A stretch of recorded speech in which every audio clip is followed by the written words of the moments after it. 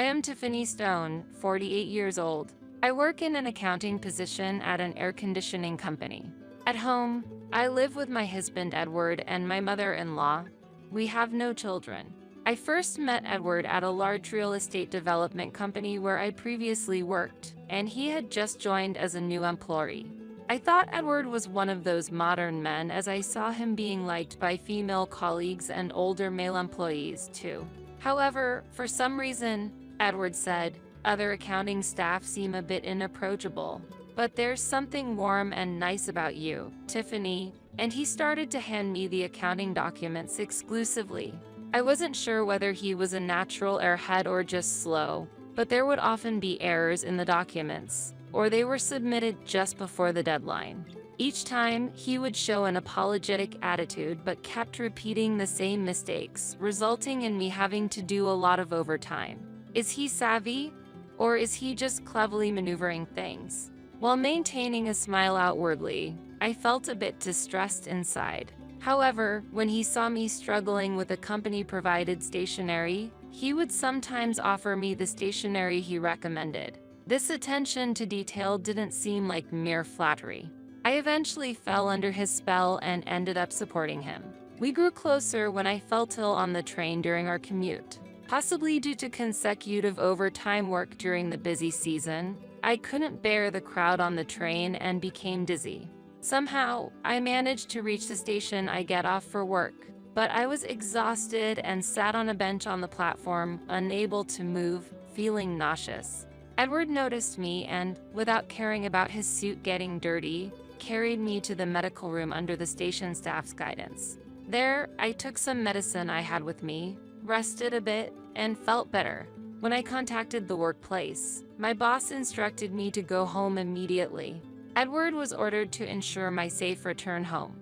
Despite my refusal, he ended up escorting me home. The next morning, I went to work as usual, apologized to my boss and colleagues, and explained the situation to Edward and his boss in the sales department. I'm really sorry for the inconvenience. I'd like to do something to make it up to you. Then, how about treating me to dinner on Friday? I'm a bit strapped for cash right before payday, Edward innocently requested, and I agreed with a laugh. I thought it would be a one-time dinner, but later he said I've received my salary, so let me treat you this time. As we exchanged tokens of appreciation, people around us started to see us as a couple. However, I was the only one who hurried to deny it.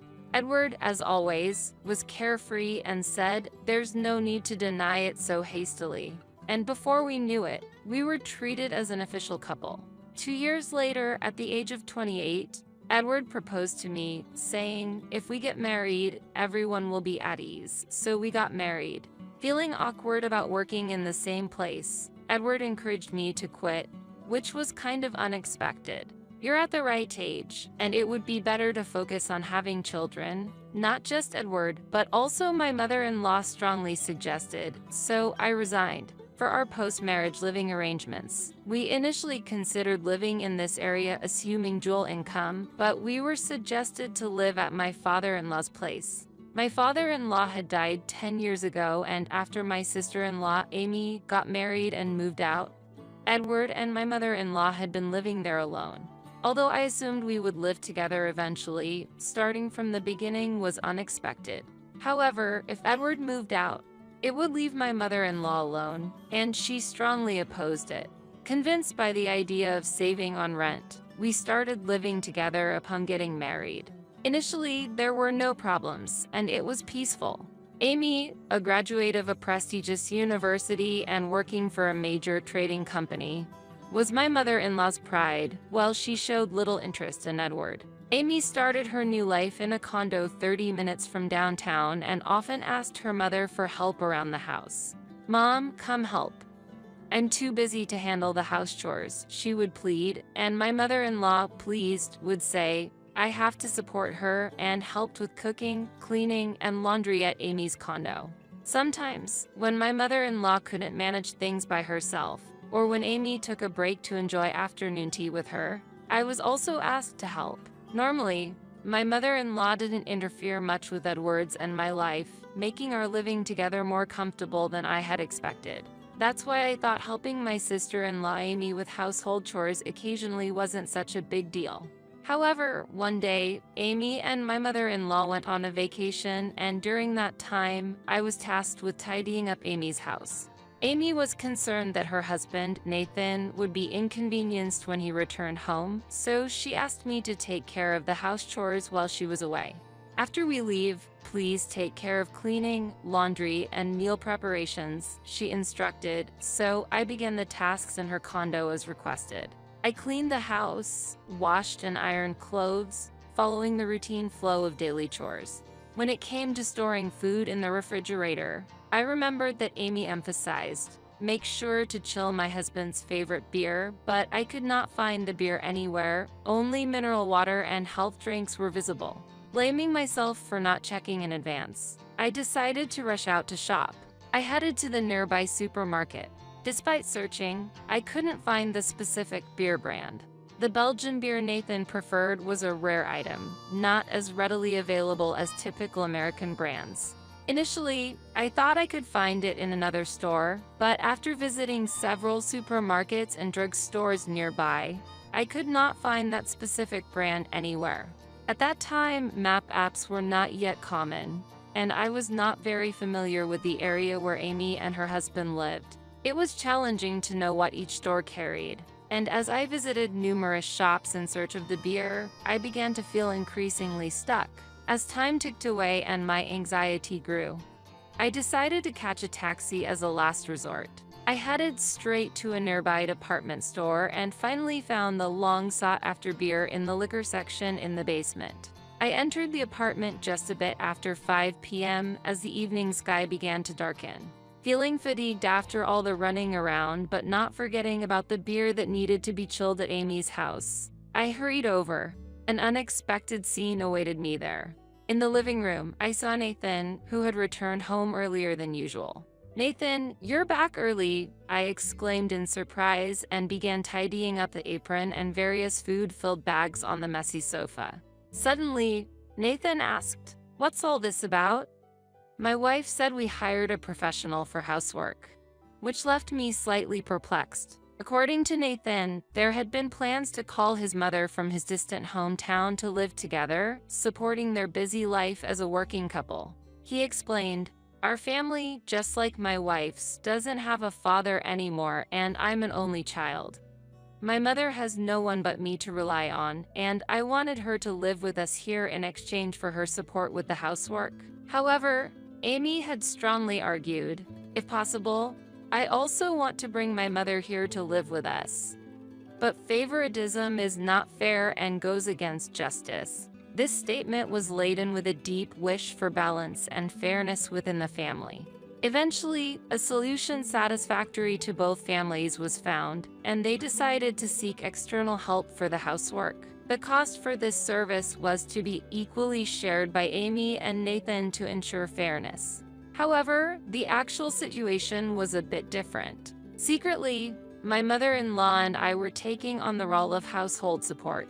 When Nathan discovered this fact, he acted quickly and contacted Amy. Sensing trouble, Amy and my mother-in-law rushed back from the hot springs, but a fierce argument broke out between them due to Nathan's stern inquiry. Unable to leave, I stayed there. It was then revealed that Amy had been using the money given for household support for personal beauty and relaxation, as well as to spend time with her mother.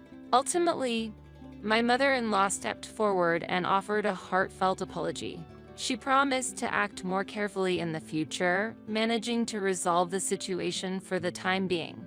The conflict subsided. However, not long after, it came to light that Amy had been giving gifts to a popular stylist at the beauty salon she and her mother frequented and were enjoying drinks together.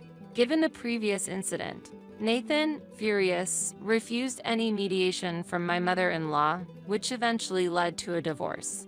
Amy's marriage ended in less than 5 years without any disputes over asset division due to the rented condo, and the divorce was settled smoothly without claims for compensation from either side. Due to various speculations caused by them sharing the same workplace, Amy chose to resign and move to a different company, partly thanks to her getting scouted. She intended to start anew. However, due to the disappointment of not being able to achieve the career she desired, she directed her frustrations toward my mother-in-law and me. All this misfortune is your fault. If you had handled things better, none of this would have happened. You are the woman who has been an obstacle in my life. Amy vehemently blamed me. Despite the unfair accusations, they began to criticize me. At a time when I was struggling with not having children, my mother-in-law coldly said, I wanted to have a grandchild, but if the kid came from someone like you, it would have been hard to love them. Perhaps this was for the best, she remarked sarcastically. Shocked by such injustice, tears involuntarily flowed from my eyes. But what cut deeper were the words Edward uttered upon seeing me cry. It's too late to cry and regret your mistakes now. Why couldn't you have handled things better? The one who truly has a right to cry is me, he said with surprising coldness. Hearing those words, I was struck by a profound shock, realizing that Edward, despite knowing everything, was blaming me. I realized that in this house, there was no one on my side. Upon realizing that, I began to seriously consider divorce, but given my position of having resigned to focus on the home, it wasn't easy to vocalize thoughts of separation. While returning to my parents' home was a possibility, it felt awkward as my brother and his wife were already living there, especially since I was unemployed. Moreover, finding a suitable re-employment opportunity in my hometown seemed daunting. Amid these circumstances, I decided to aim for financial independence. Utilizing my network from my previous job, I discreetly found a part-time accounting position. I told my family, I feel guilty for not having children yet. I want to contribute to the household finances, and with tears in my eyes, I was able to obtain permission to work. I started work the following month, doing my utmost best, since I was fully aware of the risks of being criticized for neglecting household duties or pressured to quit my job, even on exhausting or physically challenging days, without compromising at work and seizing every opportunity for growth. I was promoted to a full-time position 2 years after starting as a part-timer. 5 years later, upon receiving an invitation from a former boss who was starting his own business, I transitioned to the current air conditioning company, where I have been happily engaged in my work. However, on the day marking our 20 years of marriage, while washing dishes in the kitchen after dinner, Edward, who usually spent time amiably with his mother and was indifferent to my presence, came to tell me, "There's something I need to discuss. Please come to the living room." Feeling this was unusual, I headed to the living room where Edward, without allowing me to sit down, announced, "It's already decided, but from next month, we will begin living with my mom and sister." As I was taken aback, my mother-in-law added, "Amy has said she needs some time to recover at home due to the stress of her new job affecting her health. It's best for her to relax at home during such times. Plus, having outsiders around is unsettling, right?" she said. She approached me and continued with a malicious snare. Outsiders should go back to their own homes, making a dismissive gesture. At that moment, both my mother-in-law and Edward were smirking at me, as if gauging my reaction, but inside, I was secretly delighted, thinking, I can finally gain my freedom. I turned to them with a calm smile and said, "I understand. I will leave tomorrow afternoon," and return to my room, leaving them astonished. The next day, after seeing Edward off to work, I waited for the antique dealer I had arranged the night before to arrive. My mother-in-law looked surprised at the unfamiliar dealer, but we proceeded with the work quickly without being distracted by her reaction. In the kitchen, we checked everything from the refrigerator to the microwave oven, dishwasher, fryer, my mother-in-law's beloved soda maker, the dining table set, and even the indispensable induction cooker.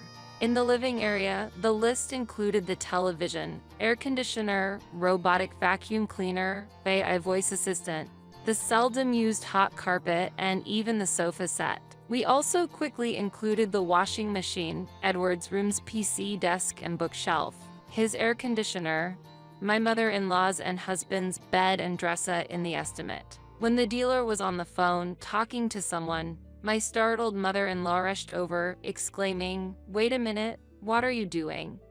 You can't just barge into the bedroom like that." After being sharply reprimanded by her, I replied with a smile, "After all, I'm just an outsider in this house." I wanted to clean up my belongings before leaving, and just then, the movers I had requested arrived. In no time, the household appliances and furniture listed beforehand were being carried out one after another. My mother-in-law could only walk around in a daze, unable to do anything about the swift proceedings. Eventually, even the LED lights in the room were removed, and the dealers left. What remained were only Edward's PC, some bedding, and my mother-in-law's makeup. When she confronted me again, saying, "Do you think you can get away with doing something like this?" I replied, "I've already consulted with a lawyer about the aftermath." I picked up my carry-on bag and left my in-laws' house. A week later, the lawyer I had hired informed me that Edward, my mother-in-law, and Amy had hurried to the lawyer's office on the day they were notified. When I arrived slightly later, I was greeted with, "How rude of you to be late when you made the appointment." But the lawyer calmly stated, "We did not summon you here. It's you who came and announced after being informed that we would be your point of contact from now on." Hearing this, Edward's energy deflated instantly. My mother-in-law stepped forward, saying, "Since we're all here, let's talk. I can imagine you'd return easily after leaving like that, but if you show remorse, it's a different story," asserting herself strongly while Amy and Edward nodded in agreement, assuming I would accept their proposal immediately. How overly optimistic. After exchanging a glance with the lawyer, he began, "I don't believe Tiffany intends to return to her former life. We should discuss the procedures for divorce, asset division, and compensation." Shocked by this, the three of them erupted. "Divorce is out of the question. How audacious to talk about asset division and compensation. On what right do you say such things?" The argument escalated until the lawyer intervened with a loud cough. After the room quieted down, I stated, "The divorce is already a foregone conclusion. If there's no agreement, we'll proceed with mediation or court." They tried to protest again, but a cough from the lawyer silenced them. Following a private discussion, they surprisingly quickly signed the divorce papers. However, when the topic shifted to assets and compensation, their demeanor dramatically changed. "It's outrageous to split the assets. You were just a part-time employee and essentially dependent on Edward." They began shouting, "I regret ever having you as a wife. We should be the ones demanding compensation." They criticized harshly. What I then presented was a copy of the household ledger for the past 5 years and related bank account statements. At first, they seemed unable to grasp the situation, but as the lawyer elaborated on the details, their expressions gradually changed. In fact, I had been bearing the majority of the living expenses during that period, amounting to about $3,200. "That's impossible. I was contributing $1,500 to the household every month," Edward protested. Despite Edward's objections, when compared to the $1,500 he claimed to contribute, the installment payments for Edward and my mother-in-law's credit cards were nearly the same at $1,420. Even though his salary was deposited, it merely passed through. On the other hand, the $3,200 from my salary covered everything from the mortgage for home improvements to the loans for both of their cars, daily groceries and utilities, and even loans for furniture and appliance purchases. During these 5 years, Tiffany worked as the chief accountant at her current workplace. She allocated almost the entire amount to the household expenses, totaling about $190,000. After such contributions, still being treated as a parasite is extremely unfair, don't you think? The lawyer stated, yet they read through the copies eagerly while astonished, faced with the undeniable truth. Later, perhaps understanding their disadvantageous position, my mother-in-law suddenly softened her tone. "Tiffany, we were once a family, weren't we? Let's stop the conflict and move on peacefully in our separate ways." Hearing this, I replied, "Indeed." In a fit of anger, I sold the furniture and appliances. Let's both act maturely. I then requested the lawyer to prepare a mediated divorce document. The divorce agreement stated that both parties would relinquish their claims to asset division and compensation. This marked the end of our 20-year marriage. However, the saga didn't end there. 2 months later, through the only social media I hadn't blocked, I started receiving numerous messages from my mother-in-law and Edward. Initially, I ignored them, but the relentless messages throughout the day became unbearable. I decided to face them one last time at the lawyer's office. Arriving early, I found Edward and the others already waiting, their demeanor unchanged yet visibly more haggard. Upon spotting me, Edward raised his voice. "Is it true you purchased a new apartment?" I had chosen a property unrelated to his company. But it seems like news travels fast. My mother-in-law also angrily inquired, "Where did that money come from? Isn't it shared property from our marriage?" I calmly addressed their accusations, showing them the document regarding the relinquishment of asset division we had agreed upon. Edward and my mother-in-law seemed to have forgotten this inconvenient truth, expressing shock before protesting. "That's the same as being deceived. The problem is you kept secrets." The lawyer intervened. "The funds for Tiffany's apartment came from exercising stock options at her new job, which is not subject to asset division. If you have objections, we can proceed with legal action." Edward was at a loss for words. Meanwhile, my mother-in-law declared, "Fine, then I'll take this to court." I calmly responded, "If that's the case, I'll also file for compensation." Edward's open search for a remarriage partner, even before our divorce, caused me significant emotional distress. With a smile, my statement turned my mother-in-law's face pale. Beside her, I addressed the bewildered Amy. "Of course, I will file for compensation based on the mental distress I've experienced in the past. I have preserved all evidence of the insults and harassment directed at me, and laid out recording devices, data storage, and printed messages on the table, causing Amy's expression to change. I mentioned, 'Amy, do you know Megan Thompson? She is the daughter of my direct supervisor,' surprising Amy even further. I had previously discussed this tumult with Executive Director Thompson, from whom I had received advice. His daughter Megan works in an important position overseeing a department at the company where I work. I've met her several times at various company events, like barbecues and year-end parties, where we had opportunities to interact. Megan is a charming individual who brightens the room, someone who can converse amicably with anyone.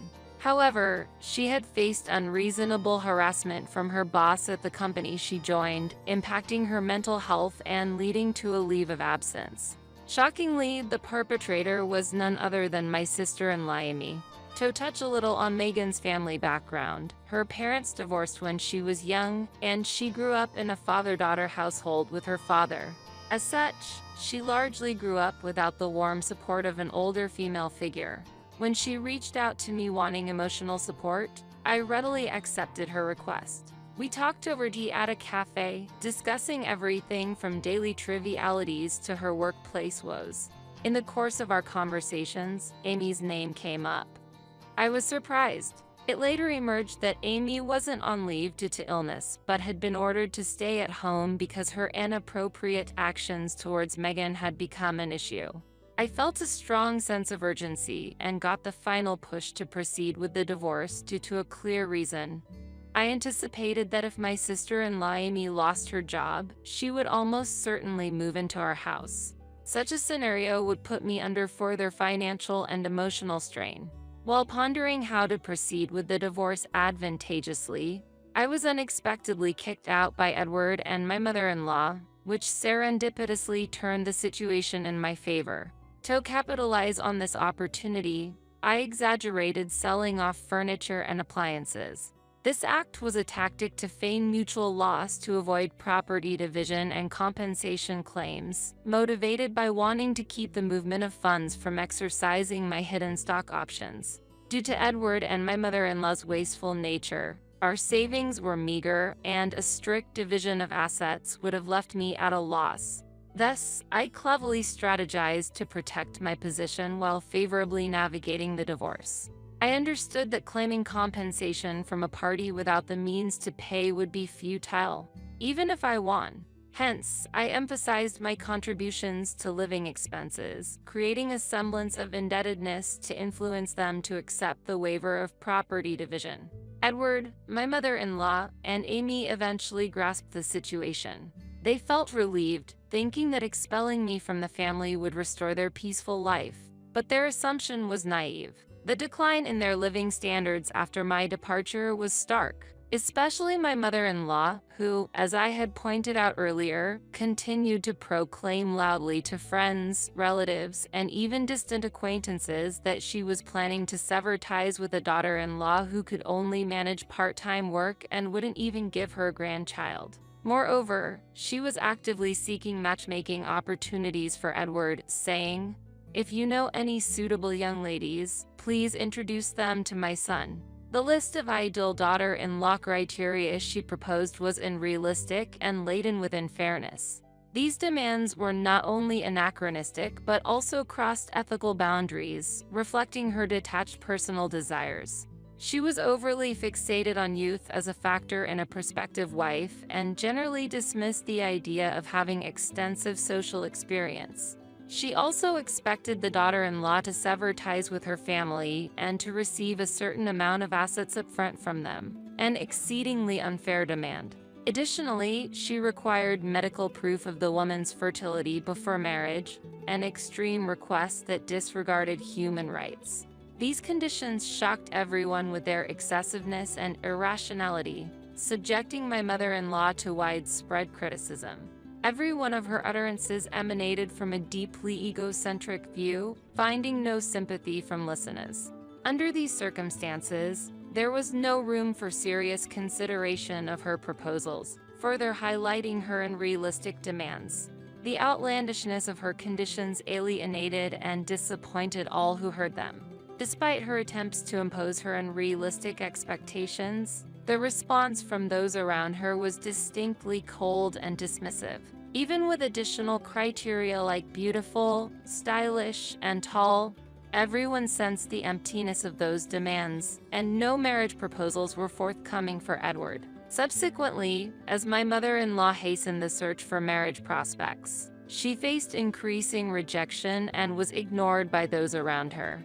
As news of our divorce spread, they became the subject of local gossip, known as the embarrassing mother and child. Previously arrogant, my mother-in-law could no longer withstand the harsh judgment of society and began to seclude herself at home.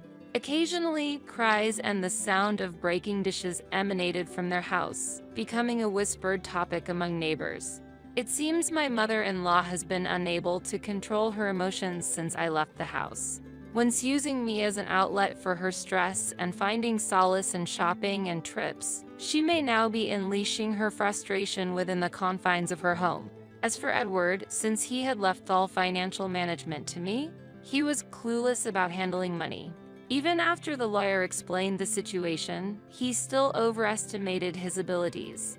However, the mother and daughter duo, supposed to take over house chores, found them too bothersome and neglected their responsibilities. Their meals resorted to takeout or department store food, relying on cleaning and laundry services, leaving other minor administrative tasks unattended. Consequently, their finances collapsed within just 2 months. Edward had to retrieve his credit card from his mother, and his diet became simple and unbalanced. I heard that his meals now consisted of toast and coffee for breakfast, cup noodles for lunch, and discounted food for dinner. Laundry was done in bulk when clothes ran out, and cleaning was focused only on visible areas, leading to a decline in Edward's health due to poor nutrition and hygiene. Once youthful-looking, he gained weight, his skin worsened, and his hair became greasy, diminishing his former charm. Clients complained more and more, especially since appearance is important in sales, resulting in his reassignment to a back-office role and a salary reduction. Acknowledging this wake-up call, Edward reached out through the lawyer, expressing a desire to sever ties with his mother and sister and start anew with me.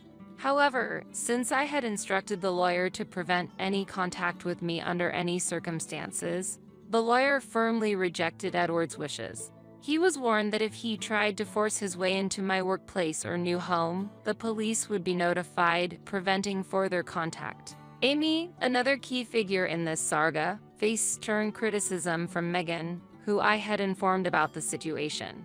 Megan exclaimed, "What's wrong with you? And here I thought you might have changed at least a little bit after what had happened between us. Blaming Tiffany for your divorce and continuing such harassment. How spiteful can you be?" When Megan contacted her employer to resign, she was asked about her reasons. She explained, "It's a personal matter not directly related to my work," but then detailed the issues to HR and administration. After seeing everyone's shock, she said, "I acknowledge there were imperfections on my part too. I believed we could compromise and cooperate for the company's benefit if there was genuine remorse. However, I assert that this is not feasible." Submitting her resignation, she added, "Working under her guidance again would be mentally impossible." Megan smoothly completed her resignation process and transferred to another company in the same industry, which allowed her to work from home until her health fully recovered. At her previous company, her sudden resignation, despite being on leave, shocked her colleagues and superiors. The news that her departure was due to relentless harassment from Amy spread internally and externally, exacerbating the situation. This rumor quickly disseminated, significantly affecting the company's atmosphere. Colleagues and juniors who respected Megan began to seriously reconsider their career paths, leading to a wave of transfers and resignations. Megan's decisions had a profound impact on many lives. The company's management recognized the severity of the situation and convened an emergency meeting. They decided to swiftly transfer Amy to a related company in another region as an immediate solution. Although this decision was hard for Amy to accept, it was communicated with a firm stance of no other options. Initially resistant, Amy had to begrudgingly accept the transfer when faced with the threat of a possible layoff. Even in her new environment, her past actions preceded her, leading to inevitable isolation within the new office. Surrounded by colleagues who avoid her except for necessary work-related conversations, Amy spends her days in solitude. Considering resignation and yearning to return to her hometown, Amy faced relentless criticism from Edward and her mother. "You'll just be a burden if you come back unemployed. Who do you think caused all this misfortune?" They rebuked her, completely rejecting her by saying, "You're the calamity itself that brought disaster to this house." These events starkly illustrate the tragic circumstances Amy was facing. I heard she is now working in a quiet, out-of-the-way department of a subsidiary, a far cry from her former self, becoming a humble and unnoticed presence, diligently focusing on her tasks. She has transformed into a shadow of her former vibrant self, attracting no attention and blending into the background. My own life has also reached a significant turning point. After settling the tumultuous events, including officially ending my marriage with Edward, I embarked on a new chapter with Executive Director Thompson, encouraged by the warm recommendation of his daughter, Megan. Reflecting on the 20 years with Edward, I initially had little interest in remarrying. However, Megan encouraged me, saying, "Marriage can change significantly depending on the partner you choose. My father may be older, but he is truly a rare gem." Indeed, in less than a year with Executive Director Thompson and Megan, I've experienced more smiles and happiness than in the 20 years with Edward. Having a partner to share the joy of expressing oneself and living freely brings an immeasurable sense of happiness. While I sometimes regret not making this decision sooner, dwelling on past regrets is a waste of the present, which is invaluable. Moving forward, I am determined to cherish the new family life with Megan and Executive Director Thompson, building a richer and more peaceful future together.